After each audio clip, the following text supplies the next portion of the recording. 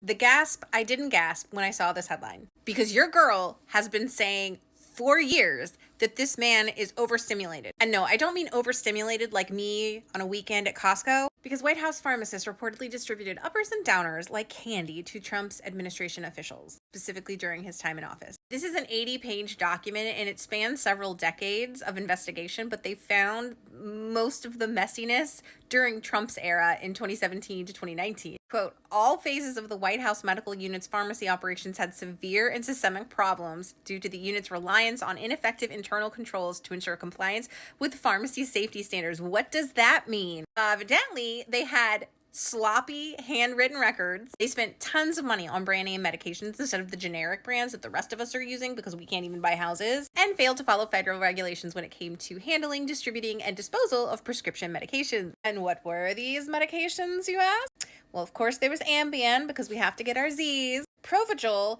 which apparently is a narcoleptic medicine that's also a stimulant. So this is a quote. They're saying, we would normally make these packets of Ambien and Provigil. A lot of times there'd be like 5 tablets in a Ziploc bag. So they just like hand them out like they were snacks at a soccer game. Here, Jimmy, here's your night-night and wake-up drugs. But it wasn't even just for Trump. Like staff representatives would come and say, hey, I'm just here to pick up Mrs. X's stash for whatever the hell. And they just pass it out like, yeah, like a vending machine, but free.